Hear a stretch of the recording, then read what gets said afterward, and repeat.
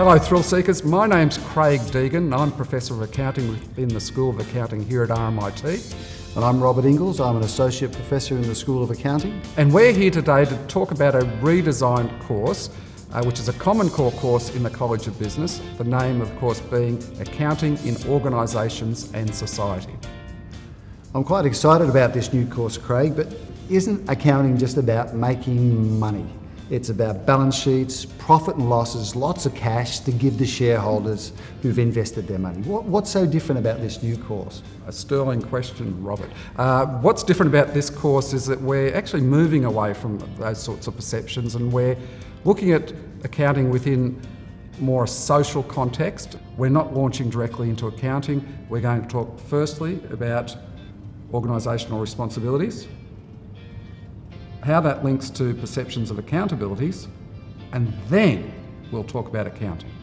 So Craig, I think I'm getting this idea of accountability, but are there any sort of key questions that we might ask to help me sort of understand this whole idea of accountability a little bit better?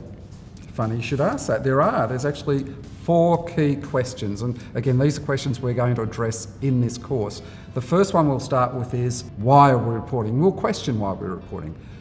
To whom are we reporting? Who are the stakeholders?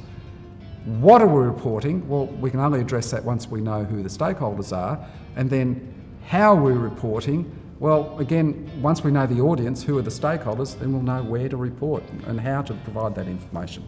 Okay, so I get those 4 questions, but can I ask you a question about each question? So starting with the first one, the why. Why would I want to be accountable to anybody other than the shareholders who invested their money in my business? We need to accept that an organisation, be it a company or a partnership or whatever, is part of a broader social system. So we have stakeholders beyond the investors. Okay. So the second question, to whom, sort of flows on from the first one. But you mentioned this idea of stakeholders. Who might be a stakeholder? How extensive are these stakeholders? Again, a matter of judgment, that the accountant's got to make a judgment on this. To me, the stakeholders would include the environment. They would include employees in supply chains. But I do understand in some organisations, unfortunately, they see the major stakeholder as being the investor, the shareholder.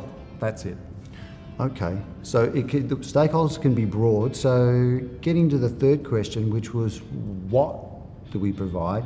So that will depend upon who the stakeholder is. Is that what you're suggesting? Again, well picked up, Robert. If I think it's a broader stakeholder and we have a responsibility about the environment, the environment's a stakeholder, then I'm going to provide environmental information. But if we go back to a very restricted view of to whom I'm accountable just being the shareholders, then in terms of what information I'll provide, in that case I only provide financial information. Okay. So I think I'm getting it. So the how was the last question? Yeah. Why, to whom, what and how. So if I'm talking about how I provide information to these different stakeholders, is it always going to be in financial terms? Like for shareholders, obviously it's got to be how much money did I make, which is very important, as you know. Yeah. But is it always in financial terms? Another good question. If it's, again, how I'm going to report it. So again, a step down approach. So again, if we're fixating on investors, generally people who have access to the internet, I'll provide financial statements on the internet in financial terms. But if you've accepted a broader accountability, for instance, to workers in our supply factories in developing countries, well, they can't get access to the internet, so maybe we just provide brochures or we put posters up on the wall about what we're doing for them. That's accounting. Who takes accountability for that shirt? Now, surely someone didn't buy that shirt for you.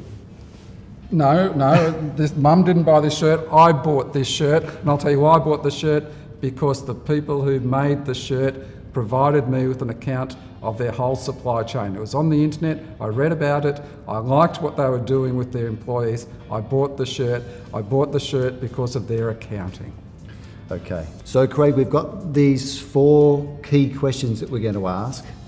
Are we going to ask them right throughout the whole course? It's a very good question, Robert, and yes, we will be looking at these 4 questions throughout the course. Again, the why, to whom, what, how will be a great focus, the major focus of our first module. So we'll spend quite a bit of time going through this because it's simple, but there's a lot to talk about. Then, in the following module, we'll look at accounting internally to manage the organisation. But again, we'll go through the same questions to think about, what sort of information we should collect given our stakeholders and so forth and what we're trying to achieve in the organisation. Then the following module, we'll look at financial accounting, again, addressing the same questions, but looking at the audience, the stakeholders being predominantly investors and creditors.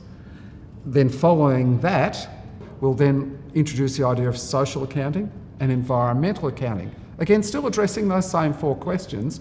Then we're going to conclude the course by then looking at a whole group of reports that have been issued by some fairly large organisations and trying to assess them, in terms of the same model. I'm really looking forward to this new course, but I have one more question for you. I thought you would. I've always got another question. You have.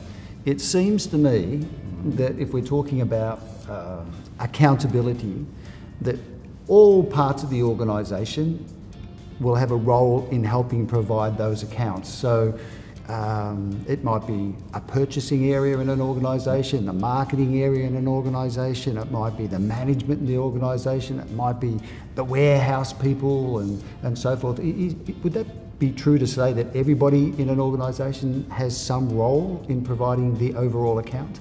Absolutely. So again, it gets back to responsibilities and accountabilities. And so accounting's everywhere, and that's again something we're going to push on in this course. So yes, the marketing people have certain accountabilities, responsibilities, accounts they prepare. The human resource people have certain responsibilities, accountabilities and accounts. So when we're talking about accounting, I think you're getting the picture here. It's so much broader, and we're going to have a big pool of information and different people will draw on it. Okay, I think I'm getting this. I'm almost convinced it's more than just making money, but we'll see.